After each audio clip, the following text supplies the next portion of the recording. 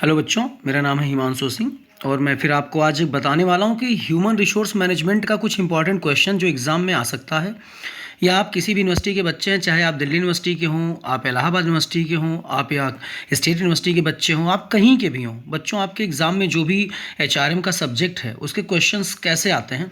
देखिए, कुछ important question के बारे में हम चर्चा करते हैं। जैसे पहला आता है define performance appraisal, explain it's need and difference between performance appraisal and potential appraisal. तो क्वेश्चन आपने देख लिया होगा। क्वेश्चन में लिख रहा है कि भाई आप बताइए प्रदर्शन मूल्य को परिभाषित करिए और प्रदर्शन मूल्य की आवश्यकता और प्रदर्शन मूल्य और संभावित मूल्यांकन के बीच में अंतर की व्याख्या करें।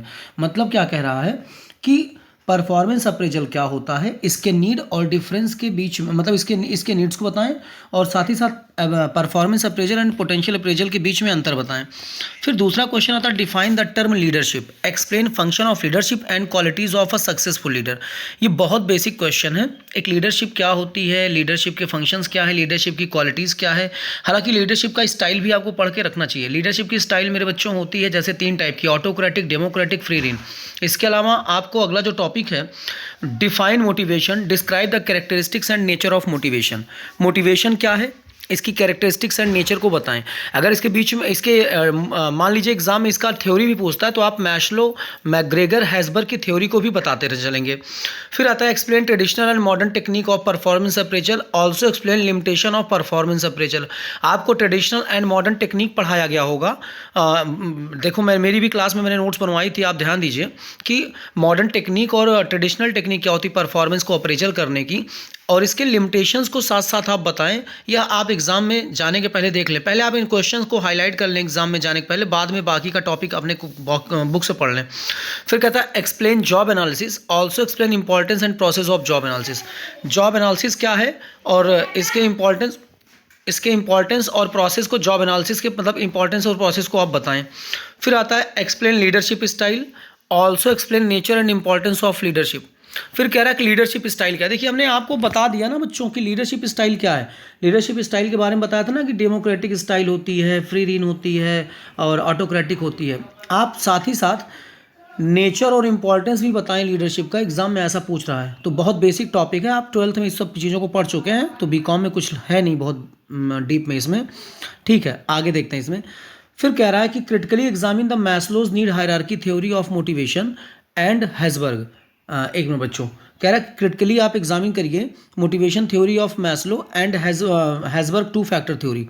मैं इसको आपको बताता चलूँ। देखो होता क्या है कि भाई, एक मिनट बेटा, देखिए कह रहा है critically examine the Maslow's need hierarchy theory. आपने मैस्लो की 5 नीड हायरार्की थ्योरी पढ़ी होगी, जिसको पिरामिड हम थ्योरी भी कहते हैं।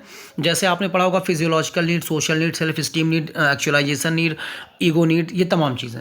और हैसबर्ग के 2 फैक्टर थ्योरी। 2 फैक्टर का मतलब मेरे बच्चों होता है एक सेटिस्फायर और दूसरा होता है डिससेटिस्फायर।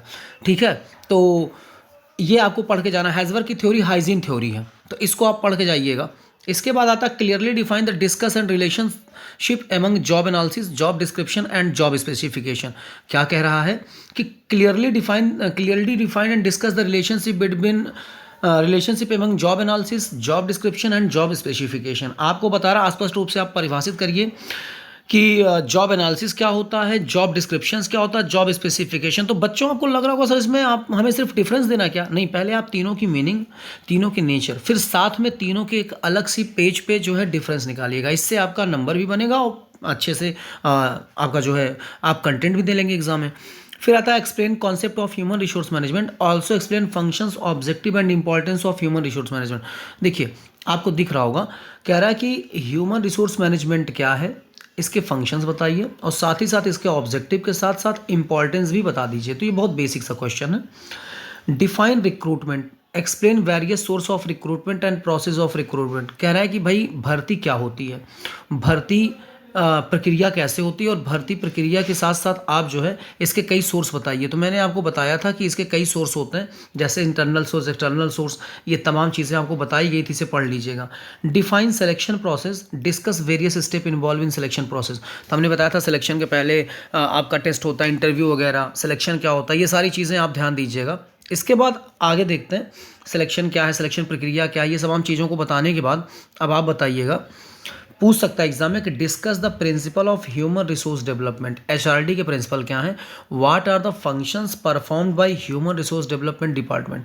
मतलब आपसे पूछ रहा है कि ह्यूमन रिसोर्स डेवलपमेंट के प्रिंसिपल आप बताइए, डायरेक्ट आप प्रिंसिपल मत बताइएगा, आप पहले एचआरडी बताइएगा, फिर एचआरडी के प्रिंसिपल बताइएगा, फिर आप फंक्शन बताइएगा, वो फंक्शन जो ह्यूमन रिसोर्स डेवलपमेंट डिपार्टमेंट के द्वारा किए जाते हैं, यह बात आप बताइएगा।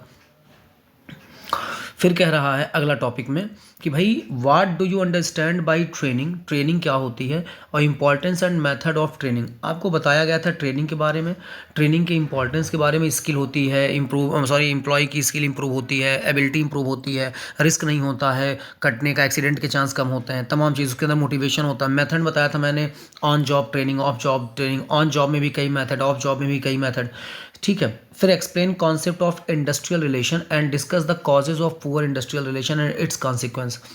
आपसे पूछा जा सकता है एग्जाम में कि भाई आप बताइए इंडस्ट्रियल रिलेशन क्या होता है, इसके कारण क्या होते हैं, मतलब डिस्कस करिए कि एक घटिया, एक खराब इंडस्ट्रियल रिलेशन का क्या मतलब कारण होता है, और साथ ही साथ इसके परिणाम क्या होते हैं। तो ये बहुत बेसिक टॉपिक है, ठीक है। इसके बाद आपको अगला टॉपिक मैं बताने वाला हूँ।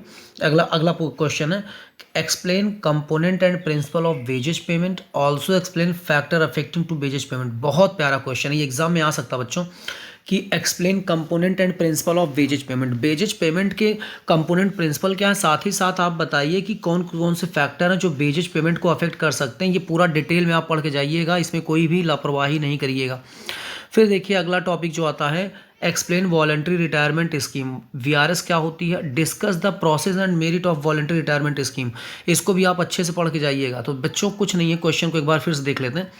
Define performance appraisal topic, leadership वाला टॉपिक, मोटिवेशन वाला टॉपिक, और ये परफॉर्मेंस अप्रेजल में देखिए ट्रेडिशनल और मॉडर्न टेक्निक पढ़ के जाइएगा, जॉब एनालिसिस के बारे में पढ़ के जाइएगा, जॉब प्रोसेस के बारे में, और ये लीडरशिप का नेचर वगैरह आप पढ़ लीजिएगा, हैसबर्ग की थ्योरी पढ़ लीजिएगा। तमाम टॉपिक जो मैंने आपको बताए हैं ये आप अच्छे से पढ़ के जाइएगा, और ये आपका एग्ज़ाम में इतना पढ़ लेंगे तो बेटा बहुत अच्छा रिजल्ट आ जाएगा। ऑल द बेस्ट बच्चों, जिन भी बच्चों का एग्ज़ाम है ऑल ओवर इंडिया में, मैं उनको धन्यवाद देता हूँ, उनको जो है शुभकामनाएं देता हूँ। बेस्ट विशेष के साथ मैं अपनी क्लास के क्वेश्चंस आज ख़त्म करता हूँ, और मैं आपको मार्केटिंग और एंटरप्रेन्योर और भी अन्य बीकॉम के जो एग्ज़ाम होने वाले हैं उनके क्वेश्चन पेपर में अपलोड करता रहूँगा, जो कि मुझे लगते हैं कि इंपॉर्टेंट है। थैंक यू बच्चों।